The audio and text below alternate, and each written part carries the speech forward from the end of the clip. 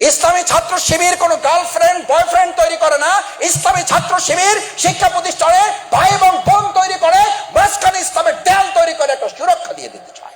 আমার বোনের ইজ্জত রক্ষা করা যেমন আমার দায়িত্ব, আমার এই কন্যাদের ইজ্জত রক্ষা করা ছাত্র শিবির দায়িত্ব মনে করে। শফিকুল ইসলাম মাসুদ প্যান্ট শার্ট পরে এখানে কথা বলতে পারে।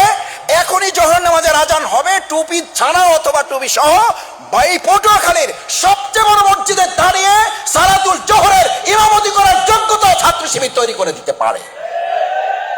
Challenge, challenge, please let's go. চলেন এই প্রোগ্রাম শেষে। This is my not credit, this is my not credit for my mother and father.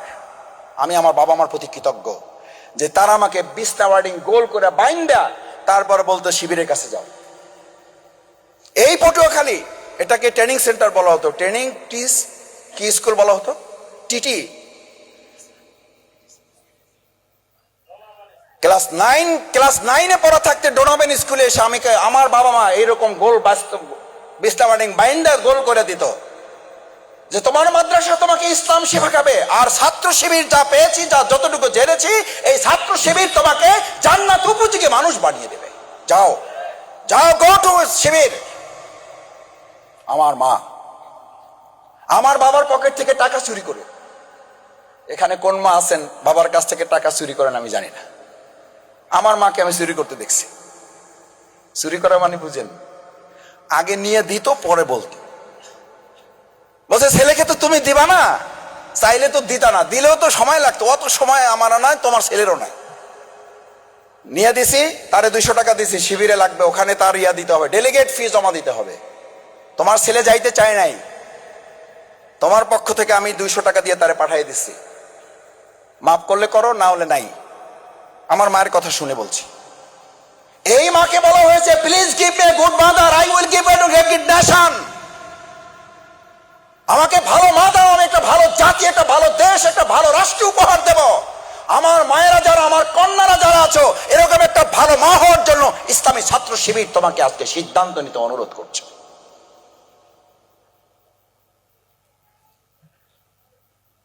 This is ইসলামী ছাত্র শিবির। ছাত্র শিবির শুধু তোমাকে এখানে একটা বক্তৃতা শোনাতে আসে নাই। ছাত্র শিবির, তুমি ডাক্তার হবা, তোমার জন্য রেডি আছে কোচিং, চলো। 10 জন মুক্ত আমাকে ফোন করে, মাসুদ তুমি আমাদের বাউফলের ছেলে না? আমি বললাম জি আপা বলেন। এই যে আজকে আসতে আসতে আমার ফোনে একটা ভয়েস রেকর্ড আছে, কান্না, কেঁদে কেঁদে ফোন করেছেন, আমাকে বলছেন যে আপনার সময় হবে না আমি জানি, এই জন্য ভয়েস মেসেজ দিয়ে রাখলাম। কাঁদছেন, ভাই দেশটার কি হবে ভাই? তা আমি বললাম কেন আপা কি হয়েছে? আমি শুধু একটা রিপ্লাই দিয়ে রাখছি, কেন কি হয়েছে? কি হয়েছে জবাব তার 1 মিনিট 43 সেকেন্ড।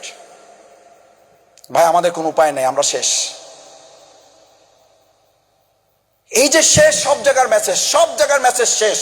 আচ্ছা তুমি বলো, এই শেষ যেখানে আইএমএ জাহিলিয়া যখন শেষ হয়েছিল, সেই সব শেষের জায়গা থেকে, ফুল স্টপ থেকে আলোর যাত্রা শুরু করেছিল ইসলাম না মানুষের তৈরি করা মতবাদ? এটা নিয়ে তোমার যদি কোনো বিভেদ থাকে, কোনো আর্গুমেন্ট থাকে, কোনো ডিবেট থাকে, কইরো, কোনো অসুবিধা নাই। খুব সিম্পলি বুঝো, খুব সিম্পলি বুঝো, যেখানে অন্ধকারের শেষ, যেখানে আমাদের কন্যাদেরকে জীবন্ত কবর দেওয়া হতো, কি আফসোসের ব্যাপার না? সেই আবু জেহেলের উত্তরসূরিরা এখন বলে ইসলাম ক্ষমতায় আসলে, ইসলাম যদি আবার প্রোভাইড করে, তাহলে আমাদের মেয়েদের নাকি ঘরে আটকাই রাখা হবে। কত বড় আস্পর্ধা থাকলে এই কথা কেউ বলতে পারে? অথচ এই কন্যাদেরকে যখন জীবন্ত কবর দেওয়া হতো, পুড়ে ফেলা হতো আগুনে। একটা ঘরে মেয়ে জন্ম নিলে, যে অন্ধকার আইএমএ জাহিলিয়া যুগে, আবু জেহেলের যুগে, যখন একটা কন্যা সন্তান জন্ম নিলে 3 দিন 4 দিন 7 দিন সে তার বন্ধু বান্ধবদের সাথে মুখ দেখাতো না, তাকে সমাজ থেকে বহিষ্কার করা হতো। তোর কন্যা হয়েছে, তুই এখনো জীবন্ত কবর দেও নাই। দিস ইজ ইসলাম। আর সেই ইসলাম এখন তোমাকে বলে ইসলাম আসলে তোমাদেরকে আটকে ফেলবে। এখন সেই ইসলাম নিয়ে তোমাদের মধ্যে ইসলাম ফোবিয়া, তোমাদের মধ্যে ইসলামের ভীতি ছড়ায়। ইসলাম আসলে তোমাদেরকে ঘর থেকে বের হতে দেবে না। আর আজকে তোমাদের এই প্রোগ্রামটাকে আমরা কোনো ঘরে করছি না বাইরে করছি, মানে তোমাদের ঘরে না বাইরের জগতে? তাহলে একটা করতালি দিয়ে তাদেরকে একটা প্রতিশোধ জানাও যে ছাত্র শিবির আমাদেরকে ঘর থেকে এখানে ডেকে নিয়ে এসেছে। আর একটা কথা বলি, কিছু মনে করো না, তোমরা তো আমাদের কন্যার মতো। এখানে ঢোকার সময় তোমাদের যার নেকাব আছে তাকে বলা হয়েছে আসসালামু আলাইকুম, আপনাদের আমাদের খুব দরকার ছিল, কারণ নেকাবওয়ালার লোকই আমাদের টার্গেট। আসেন, যার নেকাব নাই একটু এদিক ওদিক আছে, এই পাশে দাঁড়ান। এটা শিবিরের প্রোগ্রাম, জেনেও আপনি এই অবস্থায় এসেছেন, ভারী অন্যায় করেছেন। আপনার বাবা মা কোথায় ডাকেন, শিক্ষক কোথায় ডাকেন? এতটুকু হুঁশ বুদ্ধি নাই, শিবিরের প্রোগ্রামে আসছেন। এই কথা বলা হয়েছে, এরকম একজন লোক দাঁড়াও। একজন অভিভাবক বলেন ছাত্র শিবির আমাদের সাথে অন্যায় আচরণ করেছে। আমিও করেছি। আমি এই কথাটা বলতে ইমোশনাল হচ্ছি। আমি বিশ্ববিদ্যালয়ের রাষ্ট্র নির্বাচনে আমাকে একটা হলের জিএস ক্যান্ডিডেট করা হয়েছে। আমি ভোট চাওয়ার জন্য গিয়েছি। আমার ডিপার্টমেন্টের আমার বান্ধবী, আমি এখন খুব সাহসী মনে হয়, আমি খুব লাজুক প্রকৃতির মানুষ। আমার পরিবারের সদস্যরা আছেন, কেউ জানেন তারা। আমি আমার ভোট চাইতে গিয়েছি যে আমি জিএস ক্যান্ডিডেট শহীদ শামসুজ্জোহা হলের।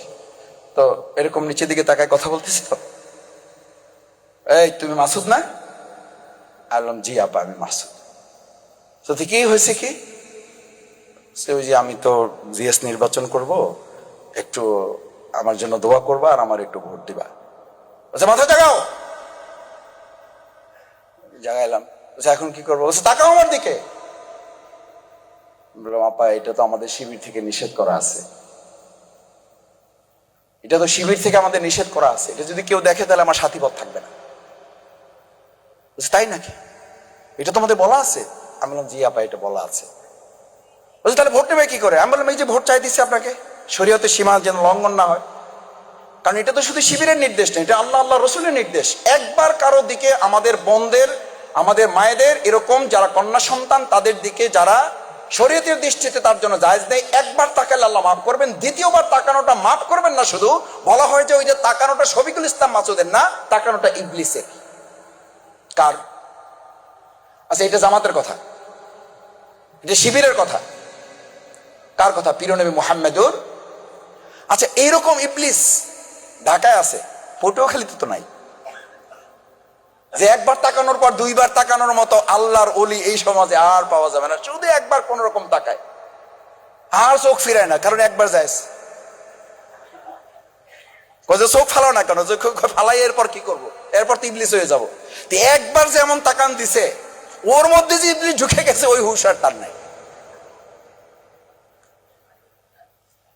আমার অভিভাবক বৃন্দ, আপনাদের কষ্ট বাড়াতে চায় না।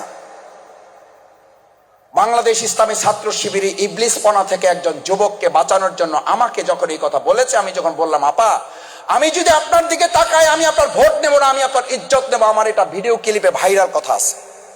আমি যদি চোখ দিয়ে আপনার দিকে তাকাই, আপনার দৃষ্টির দিকে তাকাই, আপনার চেহারার দিকে তাকাই, আপনার শরীরের দিকে তাকাই, ইসলাম বলছে আমার মধ্যে কুপ্রবৃত্তি আমাকে সব সময় দাবিত করে। এটা একজন পীর সাহেব এটা বললে হবে না। এটা আমরা তো পীরের এলাকার লোক, সব পীর তো আমাদের এলাকা, আলহামদুলিল্লাহ। পীরদের প্রতি শ্রদ্ধা রেখে বলছে। আমার এক পীর বলছিল, ওই পীরের নাম বললাম না, বলছে মাসুদ, কোন লোক যদি বলে যে কোনো কন্যা, কোনো নারী দেখার পরও তার কোনো সেন্স পরিবর্তন হয় না, তার ওর পিছনে নামাজ পড়া হারাম। ওর পিছে আমি বললাম হুজুর এটা কি করলেন? কিন্তু আল্লাহর ওলি, এটা বিরাট ব্যাপার স্যাপার, যে কোনো তার চেঞ্জ নাই, কোনো তার ইয়ে নাই, ইমোশন নাই, বিরাট ব্যাপার। আল্লাহর সাথে ডাইরেক্ট লাইন বলছে, ডাইরেক্ট না, ওটা ইবলিসের সাথে ডাইরেক্ট লাইন। কারণ প্রথম কথা হলো মিথ্যা কথা বলছে, কারণ এটা হলো আল্লাহ দেওয়া নিয়ম, এই নিয়মটাকে সে অস্বীকার করছে। দুই হইল, তাহলে তার মধ্যে পুরুষত্ব নাই, আর এরকম পুরুষত্ব না থাকলে ইমামের জন্য জায়েজ নেই। তিন নম্বর কারণে, যে কারণে নামাজ পড়বা না, সেটা হলো এই আল্লাহদ্রোহী, এই আল্লাহর আইনের বিপরীতে সে দাঁড়িয়ে গেছে। এর পেছনে নামাজ তিন কারণে পড়া জায়েজ নেই। আমার মায়েরা, আমার শিক্ষক মন্ডলী, আমার সুধী মন্ডলী, যারা সন্তানদেরকে নিয়ে এসছেন, আমি আমার ওই বোনকে বলেছিলাম আমার ভোট দরকার নাই, আপনার ইজ্জতে রক্ষা চাই। বলছে যে তোরে ভোট দেবো না, তুই খারা। তোরে এখন চা খাওয়াবো। আমি বললাম এই আগে তুমি ছিলে, এখন তুই। আমি ডাকতেছি আপনি। কয় যে তোরে ভালোবাসি। কয় যে তোরে ভালোবাসি। আমি বললাম আমি ভালোবাসা চাই না, আমি ভোট চাই। কয় ভোট ভালো না বাসে তোরে ভোট দেবো কেমনি? আমার ভাইয়েরা, আমার বোনেরা, আমার মায়েরা, হাসার জন্য এটা বলি নাই, একটু যোগ করলাম। বেসিক্যালি আমার ভিডিও পাবেন এটা। আমার ওই বান্ধবী এখনো যে বেঁচে আছে, সে সরকারি একটা জব করে, আমি এখানে করি। মাঝে মধ্যে দুষ্টমি হয়, আমি বলি যে তোমরা তো এসিতেই থাকো, আমরা ওই রাস্তায় ছিলাম, এখনো রাস্তায় আছি। কয় স্যার কি করতে হবে বলেন? কেন হে মনে করছে আমি এমপি মন্ত্রী টন্ত্রী হয়ে কি যে একটা করে আলাপ। কয় যে স্যার কি করতে হবে বলেন? কিছু করতে হবে না, ওই সময় একটা ভোট দিতে চাইছিল, দিতে পারো নাই, কারণ পরে রাষ্ট্রীয় নির্বাচনটা বন্ধ হয়ে গেছে। বলেছে এই কারণে, সে তখন বলেছিল তোরে ভালোবাসি, শুধু তোরে ভোটও দেবো, তোরে ভালোবাসি, কারণ যে আমার ইজ্জতের সুরক্ষা দেবে সেই হচ্ছে আমার ভাই, তাকেই ভালোবাসা। ইসলামী ছাত্র শিবির কোন গার্লফ্রেন্ড বয়ফ্রেন্ড তৈরি করে না। ইসলামী ছাত্র শিবির শিক্ষা প্রতিষ্ঠানে ভাই এবং বোন তৈরি করে, মাঝখানে ইসলামের দেয়াল তৈরি করে একটা সুরক্ষা দিয়ে দিতে চায়। আমরা ভাই বোন, আমার বোনের ইজ্জত রক্ষা করা যেমন আমার দায়িত্ব, আমার এই কন্যাদের ইজ্জত রক্ষা করা ছাত্র শিবির দায়িত্ব মনে করে।